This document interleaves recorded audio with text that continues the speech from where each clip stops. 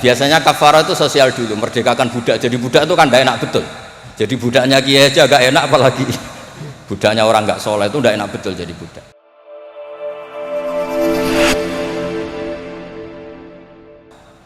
Tawaf itu banyak ulama yang mengatakan betul bimanzilati sholat, tapi ya tidak se-ekstrim-ekstrim banget kayak, sehingga Said Muhammad itu punya bab namanya tawaful haid. Tawaful haid, tawafnya orang yang haid. Padahal tawaf itu kan harus suci.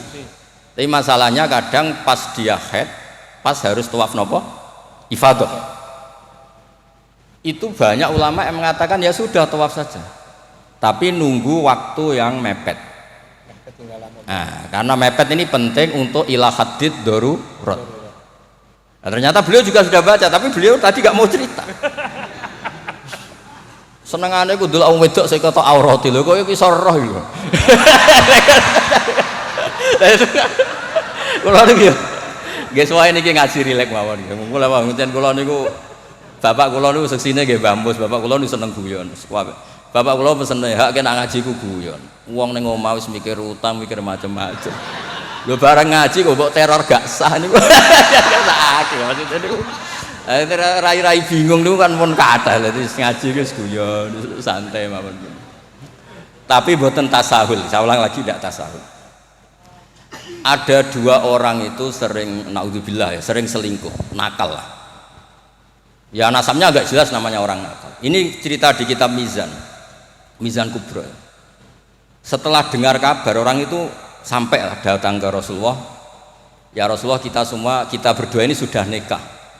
Itu Nabi jawabnya itu qad kharaja min sifahin ila nikahin. Ini sudah keluar dari status perzinaan menuju apa? Nikah. Dan Nabi tidak bahas masa lalunya. Sehingga dalam tradisi Jawa itu di fikih wali itu anut Syafi'i, tapi orang ngungkit itu anut Hanafi. Maksudnya gini, produk putri yang tidak dari nikah sah itu kan tidak bisa intisab ke bapaknya. Jadi di bab ini anut Syafi'i, si bapak ilegal ini tidak sah jadi apa? Wali. Tapi mengapresiasi nikah bagaimanapun itu cara keluar dari sifat, keluar dari status perzinaan. Satu-satunya cara misalnya gini, hari Ahad itu masih selingkuh, sekali malam Senin itu nikah, berarti status baiknya adalah qad kharaja min sifahin ila nikah. Jadi ilmu itu banyak dan sudut pandang itu banyak, karena ya tadi fikih itu masalah furu'iyah. Ada ulama yang agak kritis, tapi ya gimana gitu. Misalnya begini, pelanggaran tertentu itu sanksinya itqu raqabah, memerdekakan budak. Kalau tidak bisa lagi begini, terakhir puasa 2 bulan. Nah ulama ini ngerti si pelanggar ini raja kaya raya. Tujuan sanksi itu kan memperberat.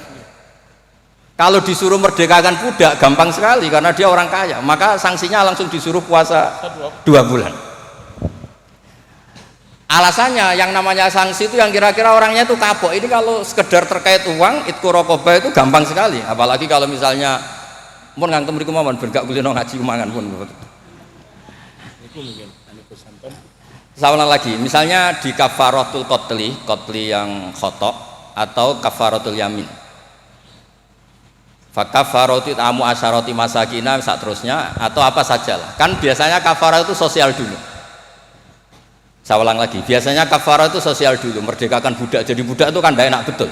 Jadi budaknya kiai aja agak enak, apalagi budaknya orang nggak soleh itu tidak enak betul jadi budak. Sehingga semangat Islam semua kafarah itu bentuknya itu itqu raqabah.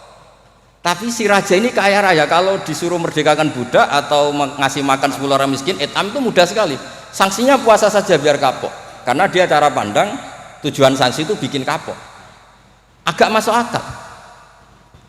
Tapi banyak ulama yang cara pandang ini ada jumlah muqtaridah sedikit. Saya dulu sering sowan Mbah Mus, yang paling saya kenang itu nasihat ini. Nak jare badolah, wong loro, nak rawali yo sering nyetel radio. Jadi pilih aja itu, kalau instingnya tidak insting wali ya pengalaman, apa? Karena fatwa fikih itu butuh tajribah, butuh pengalaman. Begini, merdekakan budak itu bagus, menguntungkan yang dimerdekakan. Nggak penting yang merdekakan ini mudah apa enggak. Semangat Islam itu menguntungkan orang lain ini enggak penting. Saya ulang lagi ya, kalau ulama yang pertama tadi Ba'duhum itu, kalau disuruh merdekakan budak atau ngasih makan orang miskin kan mudah sekali bagi orang kaya raya. Sanksi yang berat dia disuruh apa? Puasa. Masuk akal dari segi pelanggar ini, dari segi pelanggar ini. Tapi dari segi sosial menguntungkan mana? Merdekakan budak apa puasa? Budak. Merdekakan budak. Lah sekarang Islam tuh lebih berkeinginan merdekakan budak apa berkeinginan ngasih sanksi orang ini?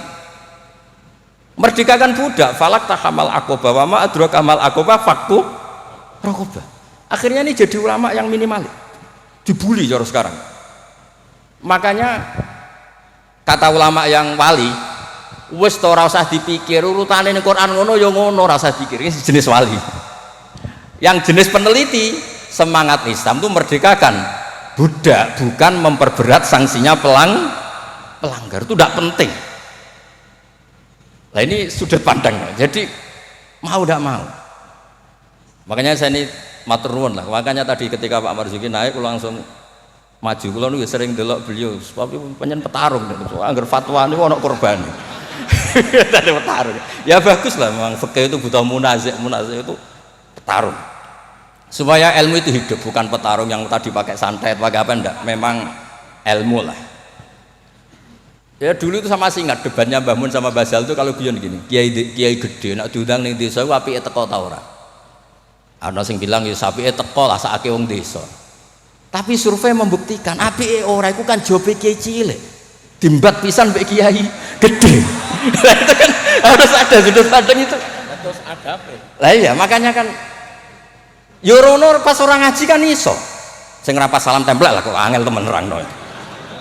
Lho kan kalau lho kula niku ngalami, kula jare wong akeh rak kiai gede, nek diundang teng desa mboten kurang. Tapi teng kiai desa kula sering niliki. Oh seksine kathah pangeran lah, nek kurang akeh. Kurang top, kula ayu sen akbaru zadah seksine pangeran. Kula sering niliki kiai desa kula tiliki. Termasuk nyun sewu kadang kula betani terjemah UI, kula sukani Ibris, kula sukani terus kula sukani kitab-kitab akidah Mbah Sakur akidah. Karena tadi, nah aku teko muludan ning desa kas musolae muk pira terus digo nyangoni kiai ketua Tanfid Jawa Timur. Oh iku ngentekno kotak yakin. Iku ra merakyat iku. Lah nek alasane tawadhu istilii pas ora ono salam template. Ya istilii diaturi. Mboten iki mboten sok-sokan suci mboten iki cerita mawon. Artinya sudut pandang itu selalu ada. Kalau cerita bolak-balik, kalau nanti diundang manakib kan buatan teko. Tujuan kulo lho kiai cilik mangan daging arang-arang salam aku teko. Tenan kalau buatan teko ketemu kiai sing teko. Matur nuwun Gus gak teko. Aduh aku gak lakon katanya. Aduh aku gak lakon. Loh kalau saya datang jatah saya ketewu sempol mesti teng kula. Piyambake untuk suwiran-suwiran niku. Lah maksudnya niku ijtihad. Jadi ijtihad itu mau ndak mau. Mulane kula niku sirine kenapa kula diundang Gus Ipul ora teko wis Pak Marzuki wae ini wajah tae Pak Marzuki. Dados kedah mikir karena memang ini ranah ijtihad. Saya ulang lagi ranah. Saya berkali-kali bilang ijtihad itu sudut pandangnya itu banyak. Ada orang saking senengnya Nabi itu sowan Nabi terus ingin melihat wajahnya Nabi. Itu bagus namanya kangen ya sowan. Banyak juga sahabatnya nggak mau sowan, alasannya ganggu. Lho kok iku seneng Nabi duwe keluarga, gak ada istri, gak ada cucu, amen mbok sowani terus kapan ngurus keluargane? Banyak juga. Ada sahabat yang suka melihat wajahnya Nabi sehingga kalau sifli wajah Rasulullah secara fasih bisa nerangkan. Ada yang ditanya sifli wajah Rasulullah langsung nangis. Saya ini tidak pernah melihat wajahnya Nabi, tapi Anda kan sahabat.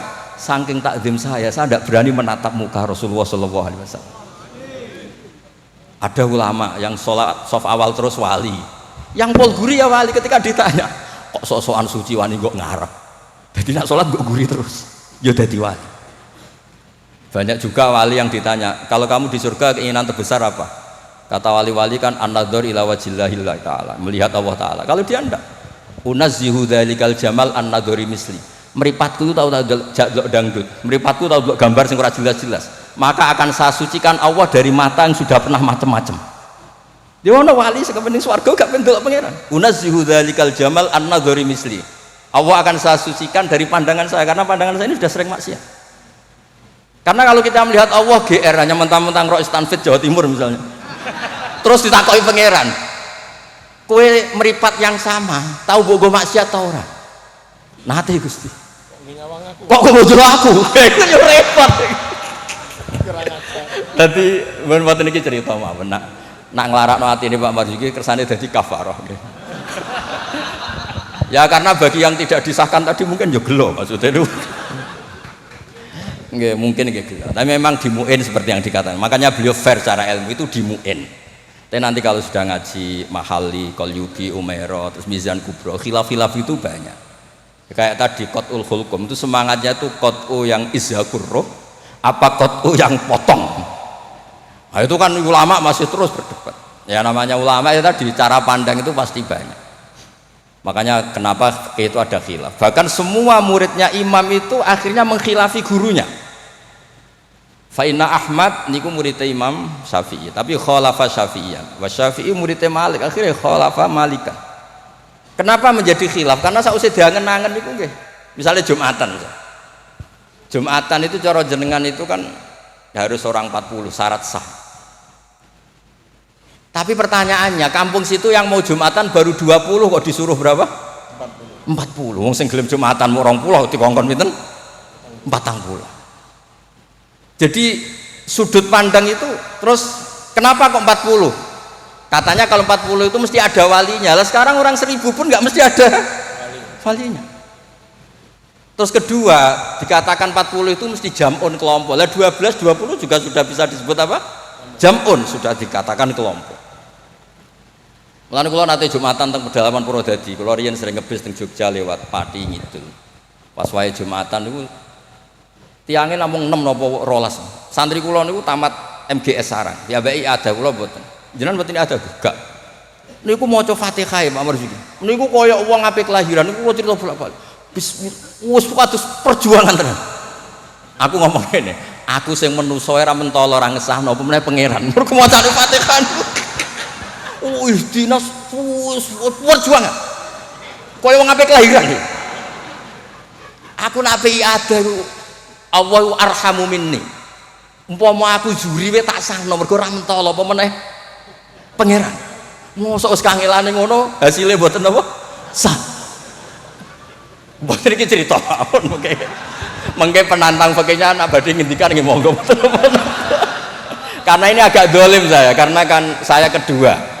Tapi enggak apa-apa nanti Mbah Mus mesti pareng kok kalau jenengan bantah salah tidak apa. Tapi kok ngarepe pangeran duet malah dubat lagi nanti. Nah debat malih ngarepe pangeran kadose menang kula karena kebetulan secara status niku wong sikit mai Quran, ahlul Quran, ahlu wa khosotu. Kayaknya saya agak spesial lah teng mriku.